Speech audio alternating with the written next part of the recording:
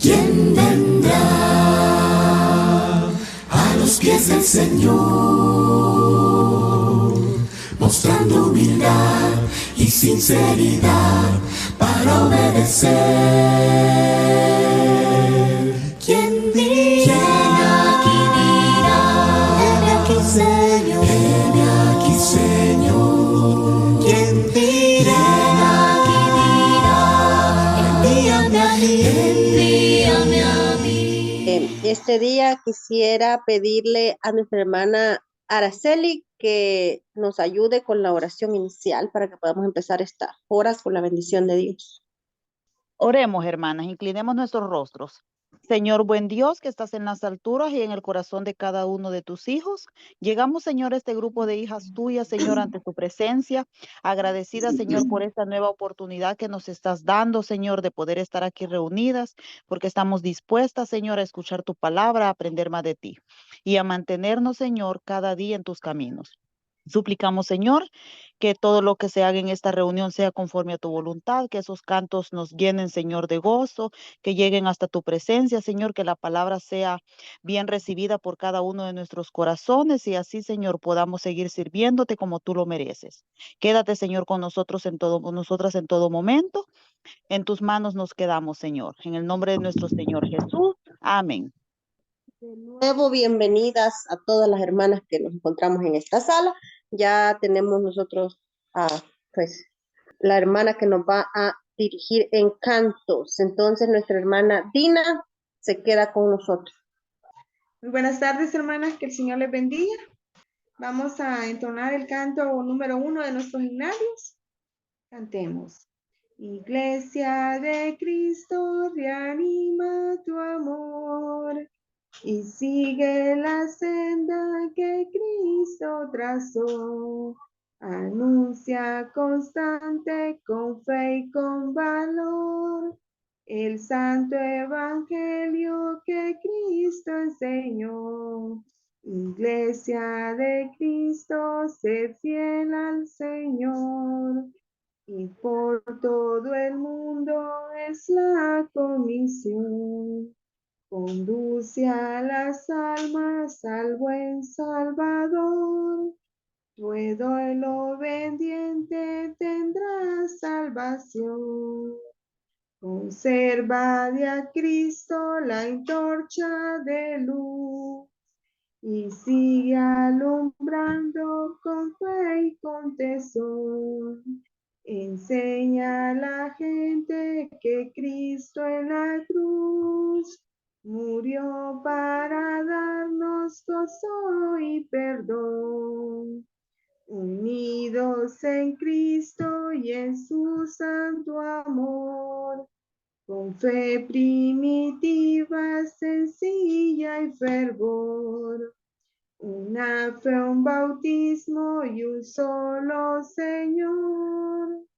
Un solo rebaño y un solo pastor.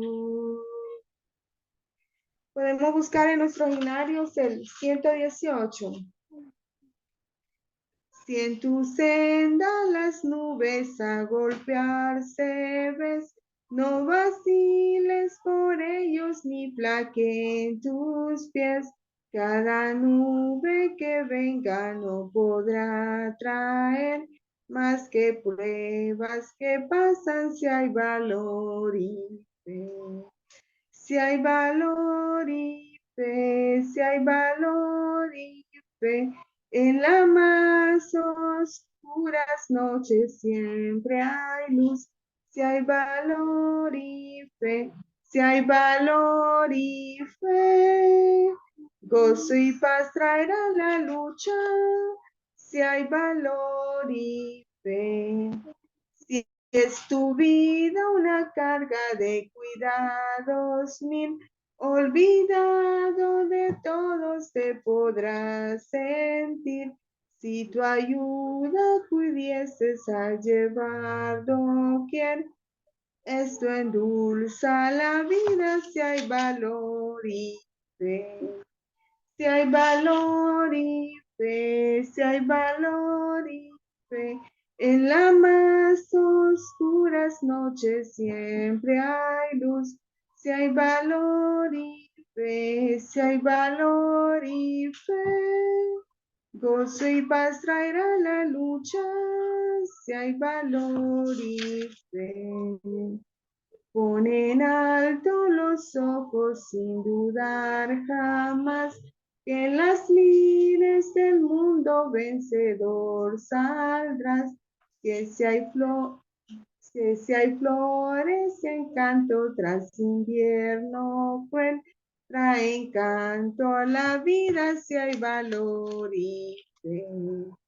Si hay valor y fe, si hay valor y fe, en las más oscuras noches siempre hay luz.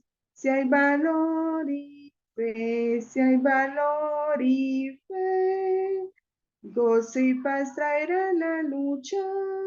Si hay valor y fe. También podemos encontrar, hermanos, perdón, hermano, el 698, tiene sus binarios, ahí búscalo y acompáñenme.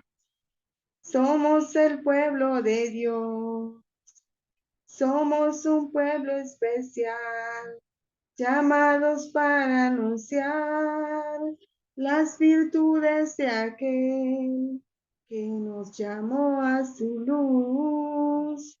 Somos el pueblo de Dios, su sangre nos redimió y su espíritu dio para darnos poder y ser testigos de él. Y llevaremos su gloria a todo pueblo y nación, trayéndoles esperanzas y nuevas de salvación. Y su amor nos inunda, no nos podemos callar, anunciaremos al mundo de su amor y verdad. Señor les bendiga, hermanas. Gracias. Vamos a quedar entonces con nuestra hermana Seili, que nos trae el mensaje para esta tarde. Hermana Seili, su tiempo. Amén. Que Dios nos bendiga a todas y cada una de las que estamos acá en esta tarde. En esta tarde, amadas y queridas hermanitas, vamos a estar estudiando nuevamente en una porción de la Biblia que, como a mí siempre me gusta recalcar, ya es muy conocida, ¿verdad? Son porciones de la Biblia que la verdad es que muchísima gente las conoce, muchísima gente habla de ellas, la comentan. Es muy raro encontrar con una persona que tenga un conocimiento siquiera básico de la Biblia y que no nos sepa dar razón de lo que vamos a estudiar en esta tarde. Pero, pues, como al igual que es tan conocida la palabra de Dios, pero cada día encontramos algo nuevo en el estudio de ella. Entonces, vamos a estudiar en esta tarde, ahí en Juan 3, 1 al 15. Y por motivos de tiempo, no le voy a dar lectura a toda la porción bíblica, porque como les digo, yo sé que ya la conocemos. Entonces, vamos a ir estudiando unos pequeños puntos acerca de esta palabra de Dios que encontramos en este lugar. Como les digo, Juan 3, 1 al 15, es donde vamos a estar leyendo. Y esto se trata acerca de Jesús y de Nicodemo.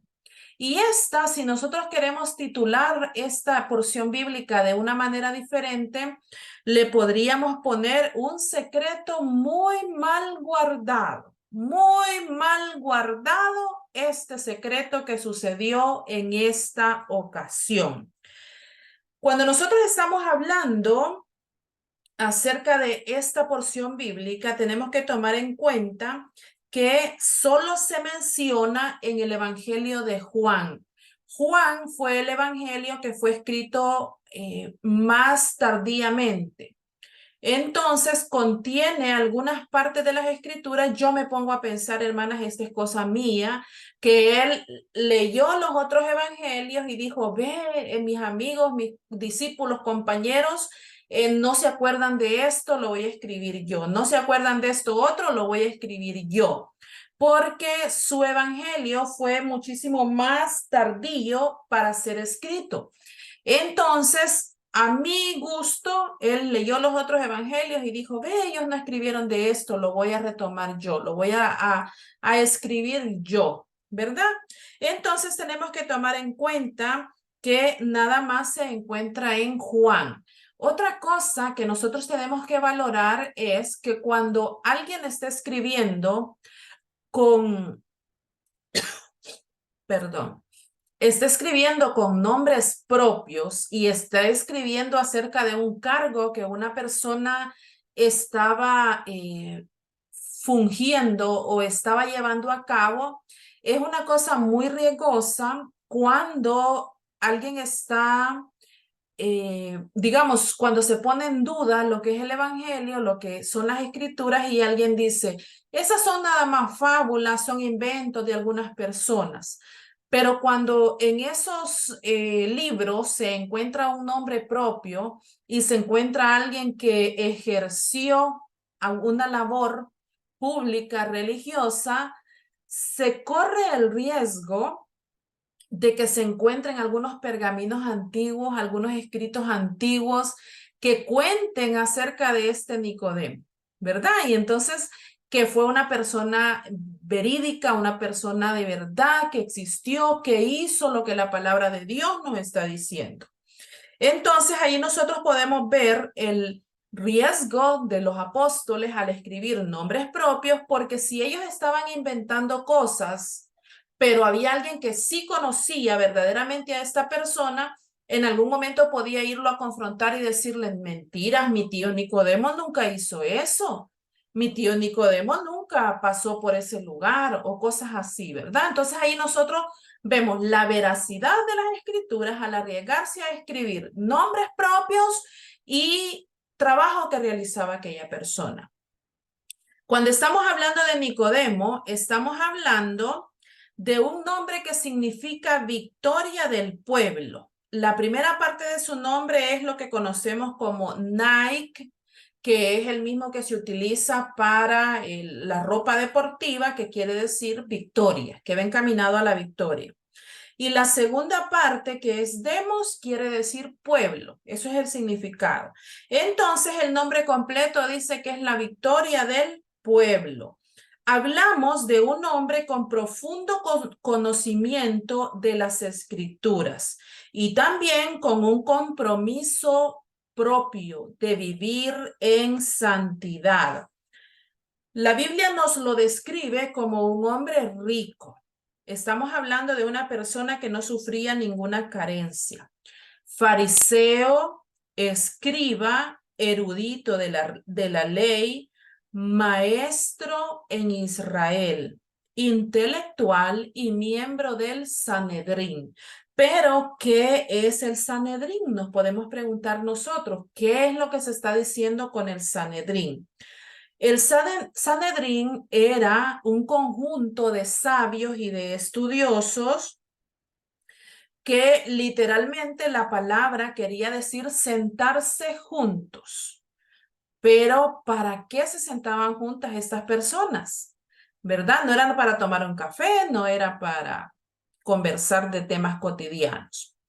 Estos personajes, estas personas se reunían para hablar única y exclusivamente de lo que eran las escrituras.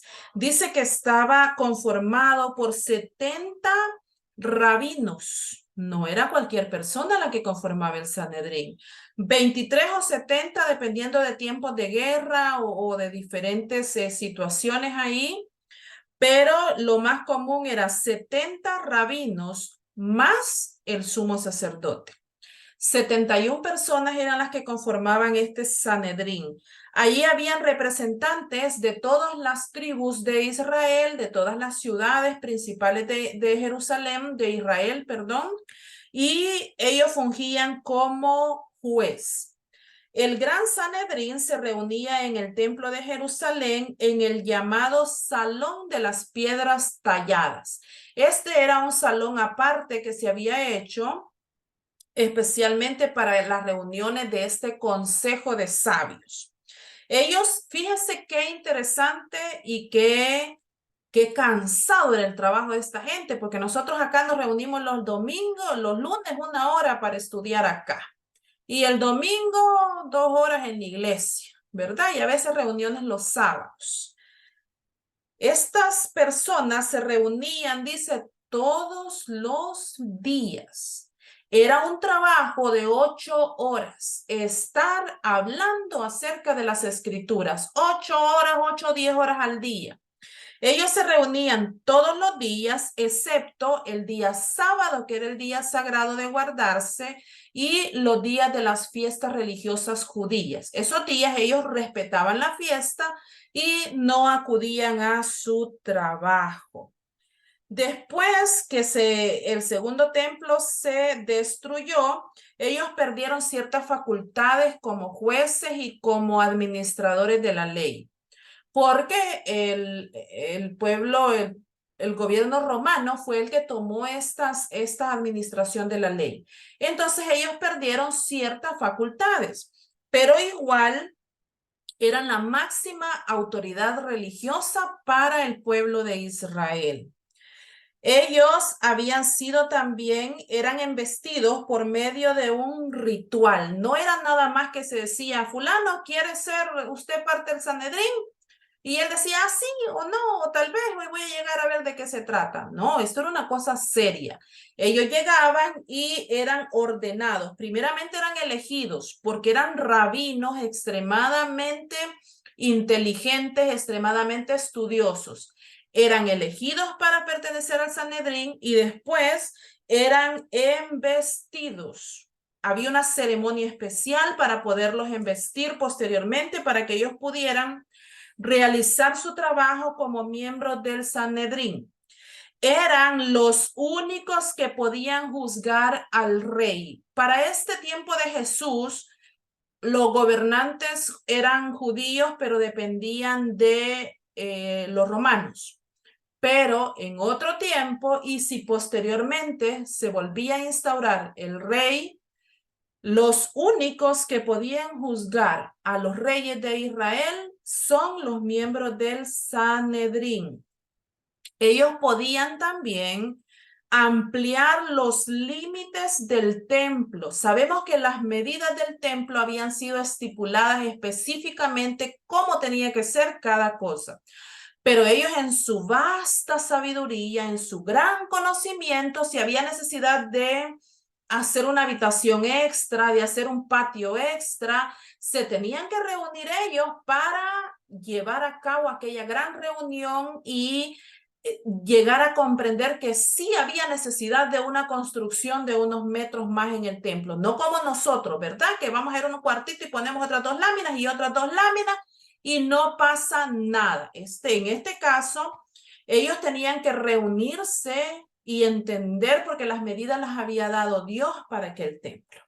Entonces ellos trataban de respetar esto. Entonces si ellos querían ampliar los límites o modificar algo ya fuera en el templo o en la ciudad de Jerusalén, eran ellos los encargados. También estos eran los únicos que podían responder preguntas sobre la interpretación fiel de la ley. Si algo no estaba claro en la ley, ellos eran los únicos que podían responder y establecer algún paradigma. Esto tiene que ver con que luego dijeron en algún momento de que la esposa de José, por ejemplo, era noble porque era adoptada y no era meramente egipcia.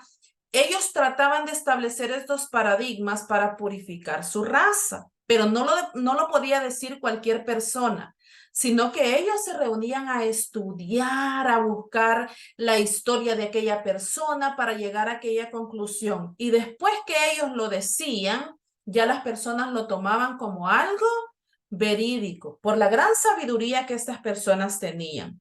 Y nosotros, estaba yo estudiando y me pareció curioso, después de que se hizo la disolución del Sanedrín, ¿por qué es que no se ha podido volver a instaurar? Se diluyó, se deshizo por el año 400 del milenio de la era que nosotros estamos viviendo, de la era que estamos viviendo, mejor dicho. Por el año 400. Pero, ¿por qué es que este Sanedrín no se ha vuelto a instaurar? Fíjense que es bien curioso, porque hay judíos israelitas extremadamente inteligentes y comprometidos con el estudio de la palabra de Dios, de las escrituras originales, expertos en aquellas palabras, pero ellos no se pueden volver a instaurar porque los de hace 400 años, que eran los que hacían la investidura, que ponían las manos, ponían el aceite, todo aquello, ya no están. Entonces no hay quien haga el revestimiento de la primera persona que pueda ser a los demás miembros del Sanedrín. Y esto a mí me parece curioso porque lo estaba comparando mucho con lo que eran los apóstoles de nuestro Señor, ¿verdad? Y cómo es que a nosotros nos cuesta tanto comprender por qué es que ya no hay apóstoles, por qué es que ya paró todo eso, porque murieron los originales, porque ya no están los originales. Y es lo mismo que pasa con el Sanedrín. Ellos se reúnen a hablar, a estudiar, a un montón de cosas, pero no ponen nuevas leyes, no hacen nuevas interpretaciones más allá de lo que ya está, porque ellos entienden que no hay más cómo volver a instaurar, porque el último ya murió y no hay cómo recuperar eso. Entonces ellos están estudiando y estudiando y estudiando, quebrándose la cabeza para ver cómo pueden volver a tener un cuerpo como el Sanedrín sin infringir las normas de Dios. Entonces, puede ser que en algún momento, ¿verdad?, ellos nos digan que ya nuevamente tienen un cuerpo de estudiosos de la palabra de Dios, pero por el momento está muy lejos. Entonces, todo esto es el Sanedrín. Y de allí, de esa gente tan inteligente, tan importante, tan maravillosa, era miembro Nicodemo. Pero dice que él vino a Jesús de noche, vino cobijado por la oscuridad en secreto. Este es un encuentro muy significativo de dos hombres de Dios. El que Dios ha mandado con su nuevo pacto y el que era experto en las cosas de la ley anterior. Algunos dicen que él vino a Jesús de noche porque tenía miedo, porque la forma de Jesús de interpretar las cosas de Dios era muy diferente de la forma que ellos la estaban interpretando. Y entonces había siempre aquella pelea entre lo que decía Jesús, lo que hacía Jesús y lo que ellos interpretaban por tantos años. Entonces dice que puede ser que él tenía temor de que lo vieran hablando con Jesús. Pero hay otro estudioso que dice, no fue por ese tipo de temor, porque todavía Jesús no era tan conocido, porque estaba empezando su ministerio, entonces todavía el Sanedrín no lo tenía muy con cuidado. Entonces, el temor que él pudo haber tenido en realidad era un recelo y un orgullo propio de decir, un hombre tan inteligente como yo, un hombre tan estudiado como yo, un hombre tan importante como yo, ¿le va a ir a preguntar cosas a un Galileo que no ha estado en las escuelas que yo he estado, que no tiene las referencias que yo tengo? Entonces dice, su temor pudo haber sido algo personal, ese recelo personal que él tenía. Como les decía, este fue un encuentro simbólico entre la religión interpretada durante tantos años por los estudiosos y la forma verdadera de las enseñanzas puras de nuestro Señor Jesucristo. Allá había como un choque en aquel momento. Cada vez que Jesús decía y hacía referencia a oíste que fue dicho, pero yo os digo, era como una bofetada que el Señor les estaba pegando a estos estudiosos de la ley. Les está diciendo, tienen tantos años estudiando y equivocándose, no han podido llegar a lo que verdaderamente las escrituras les querían decir. Entonces, este era el gran contraste. Él se estaba refiriendo a ellos. Nicodemo pudo haber tenido miedo de ser visto cerca de Jesús porque sus compañeros del Sanedrín lo iban a juzgar y le iban a hacer preguntas y le iban a decir, bueno, ¿y qué andabas haciendo tú? Dices que te vieron allá con el tal Jesús que anda por ahí, ¿verdad? ¿Y qué pasó? ¿Qué estabas haciendo? Al ser Nicodemo un hombre justo y un hombre correcto, tenía que responder con rectitud a lo que ellos le estaban preguntando. Y entonces él les iba a tener que decir, fui a preguntarle esto y esto que nosotros hacemos mal y que yo creo que él tiene la verdad. Y entonces también iba a haber un confrontamiento entre Nicodemo y los demás miembros del Sanedrín, porque él se iba a poner en riesgo.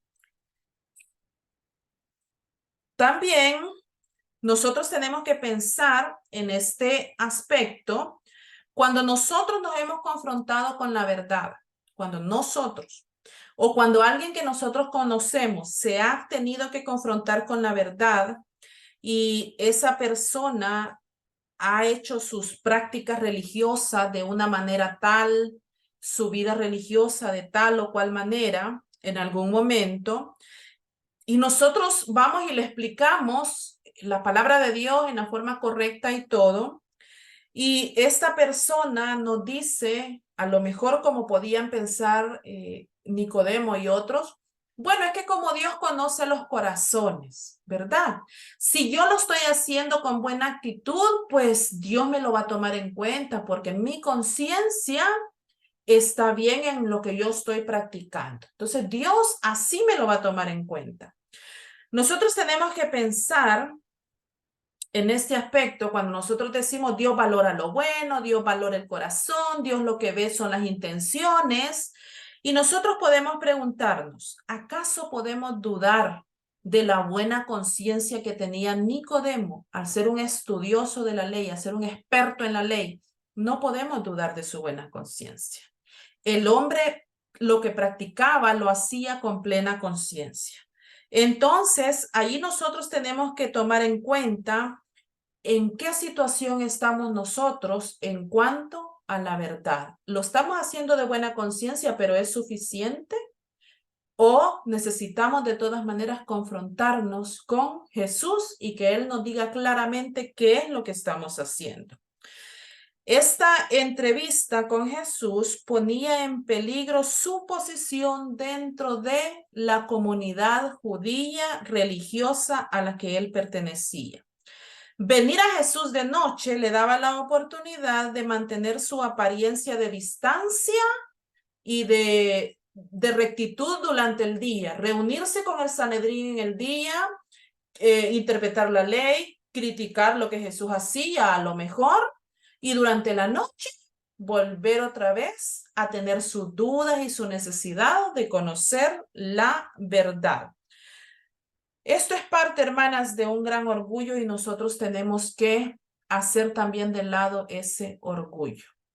Esa prepotencia de nosotros decir, yo lo sé todo, yo lo conozco todo, ¿qué me va a venir a decir a mí alguna otra hermana? ¿Qué me va a venir a decir a mí alguien si yo tengo 35 años en la iglesia?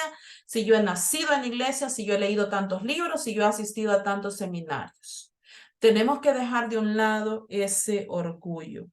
También tenemos que dejar de buscar ese deseo de aceptación y ese deseo de encajar con la sociedad, de encajar con nuestro trabajo, de encajar con todo aquello que no tiene que ver con Jesucristo. Tenemos que dejar todo eso de lado. Acá en este estudio voy algo a prisa porque tengo muchísimo material y ya luego me escriben ahí y me dicen, ya tiene que terminar. Entonces, tengo que terminarlo así pronto. También tenemos que acá hay un significado simbólico entre lo que es el contraste de la luz y de la oscuridad que venía por parte de Nicodemo. Una ceguera espiritual, no nada más la ceguera de la noche, la oscuridad de la noche, sino ceguera espiritual. Juan 3:19 y al 21 dice, parafraseando un poco, esta es la condenación, que la luz vino al mundo y los hombres amaron más las tinieblas que la luz. Pero el que hace la verdad viene a la luz para que sus obras sean claramente vistas, dice la palabra de Dios. Solo cuando nosotros nos acercamos abiertamente a Jesús, podemos vencer nuestra oscuridad espiritual. Nada más confrontándonos directamente con Él. Nicodemo reconoce a Jesús como maestro. Y eso no es poco cuando estamos hablando de un genio intelectual, de un hombre tan inteligente como él, reconociendo más y mejor sabiduría en otra persona. El hombre acostumbrado a interpretar las escrituras y a que lo busquen para interpretar, está reconociendo que uno que no ha ido a las escuelas de estudio religioso, que no pertenece a ninguna familia ponderable del pueblo, es un maestro. Él está diciéndole, tú eres maestro y yo he visto las obras que tú has hecho y yo sé que no las puede hacer alguien por gusto. Por algo las estás haciendo. Y yo entiendo con mi interpretación de la ley porque tú eres un elegido de Dios. Pero tenemos también que a pesar de su vasto conocimiento, Nicodemo estaba muy alejado de Dios. Cuando Jesús le dice del nuevo nacimiento, él se impresiona. Y él le dice, bueno, ¿y cómo es esto? Le dice. Y responde de una manera, el gran intelectual, el gran inteligente responde como que es un niño. Y le dice, ¿me estás diciendo que puede volverse a meter en el vientre de su madre una persona ya grande para volver a nacer? No te estoy entendiendo, Jesús. ¿Qué es lo que me estás diciendo? Y entonces Jesús le explica y le dice, no se trata de algo físico, de entrar en el vientre de la madre y volver a nacer. Esto que estamos hablando es algo espiritual. Y me extraña que tú, siendo tan estudioso de la ley, siendo tan inteligente, no te percates de esta cosa. Por lo general, los fariseos pensaban que el reino de Dios iba a ser un reino terrenal. Entonces, ellos estaban buscando el tiempo en el cual su nuevo rey iba a venir a la tierra y les iba a entregar a ellos nuevamente la tierra, que es lo que hasta la actualidad están esperando. Entonces Jesús le enseña en ese momento que el reino de Dios consistía en la obra del Espíritu Santo en el corazón de las personas. Vemos en Lucas 17, 20 y 21. Lucas 17, 20 y 21. Dice que siendo preguntado por los fariseos cuándo había de venir el reino de Dios, le respondió y dijo, el reino de Dios no vendrá con advertencia, ni dirán, helo aquí o helo allá, porque he aquí el reino de Dios está entre vosotros.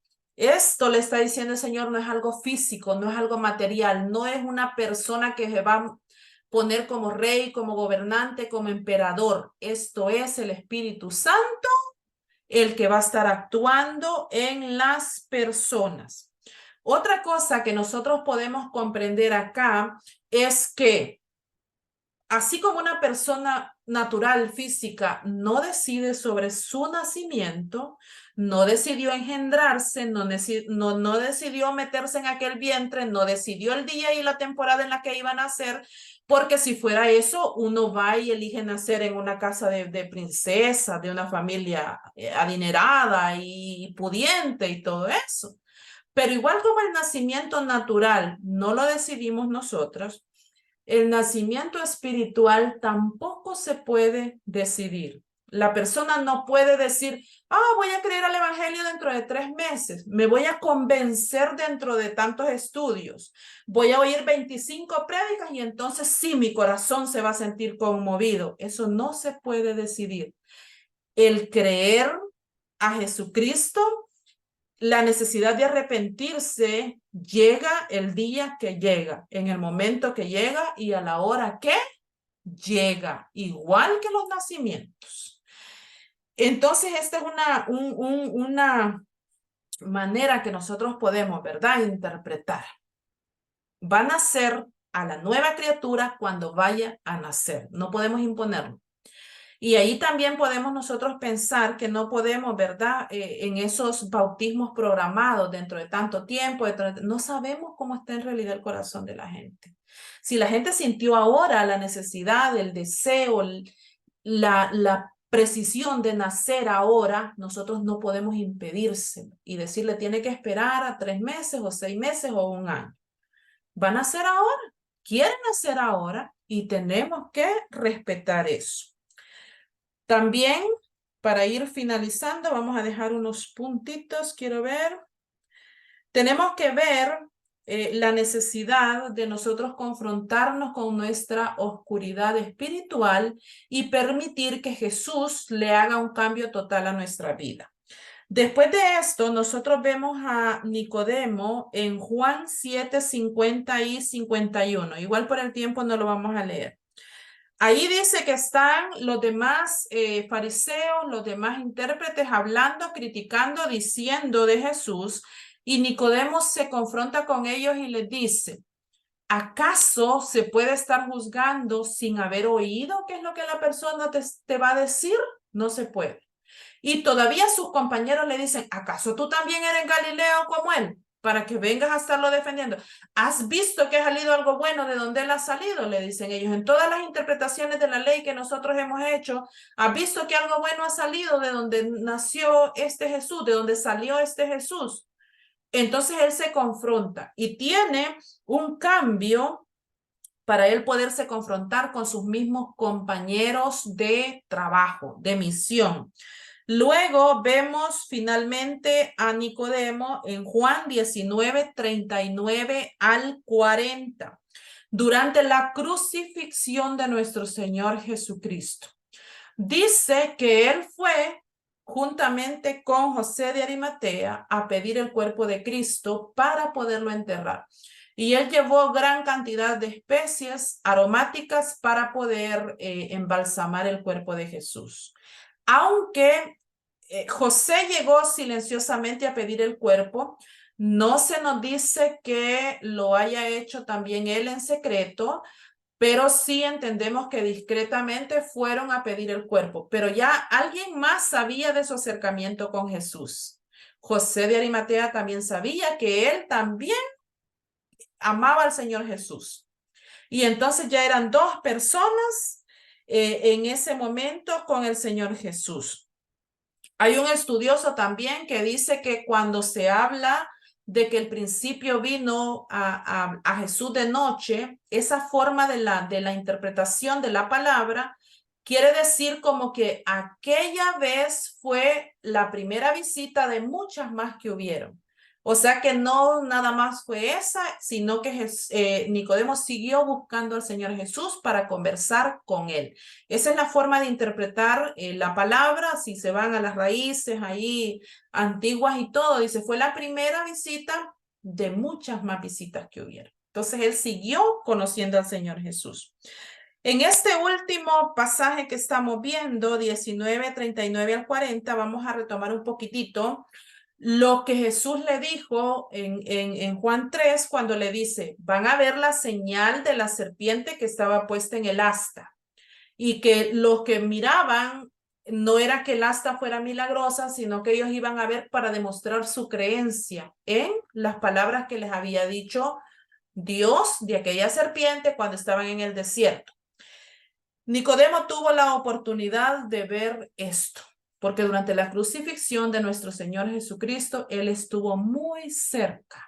Él estuvo verificando los pasos que ahí se estaban dando. Entonces, Él pudo ser testigo de Jesús puesto en la cruz, lo volteó a ver y la palabra de Dios no nos dice más. Pueden haber leyendas y puede haber mucho más de Nicodemo, ¿verdad? Nos encantaría pensar que su conversión fue verdadera, que él dejó de ser no estudioso de la ley, espero que siempre haya seguido estudiando la palabra de Dios, ¿verdad? Pero dejó de ser un fariseo, intérprete de la ley mosaica, para convertirse en un intérprete de las escrituras que nosotros conocemos. Nos encantaría suponer eso, no lo dice la palabra de Dios, pero al haberlo visto en el momento de la crucifixión al lado de nuestro Señor, pues nos da muy buenos indicios. Entonces, algo a la carrerita, porque es mucho lo que decir acerca de esta parte de la escritura, pero yo llego hasta acá y que el Señor nos bendiga a cada uno. Hermana Seili, por este bonito mensaje en el que podemos aprender mucho. Quiero saber si alguien tiene algún comentario o alguna pregunta, algo acerca de la clase que expuso nuestra hermana Seili, o todo claro. Me parece que todo claro, entonces. Vamos a pasar entonces con el siguiente punto, sería nuestra hermana Ingrid, que va a traer las oraciones especiales. Yo creo que ya la hermana las estaba anotando, ¿verdad? Para que no quede ninguna fuera. Entonces nuestra hermana Ingrid se queda con las peticiones especiales. Amén, hermanas, oremos. Padre bueno, en esta hermosa tarde nos acercamos ante el trono de la gracia, Señor, confiadas en que todo lo que pidiéramos al Padre en tu nombre, mi Señor, sería dado. Confiamos en ti, que eres bueno. Confiamos en tu bondad, en tu amor y en tu misericordia. Tenemos nuestra fe y nuestra vista puesta en ti, Señor bueno, y con esa confianza y con esa fe nos acercamos, Señor, y traemos nuestras necesidades, traemos nuestras peticiones.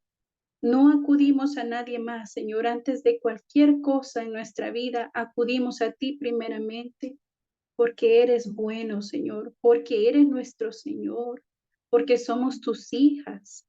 Y con esa confianza, Señor, nos acercamos ante ti.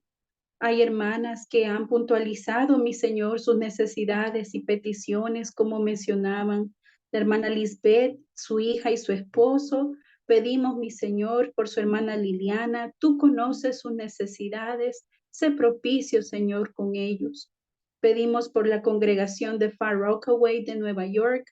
Usted conoce, nuestro Señor, qué dificultades están pasando nuestros hermanos en aquellos lugares.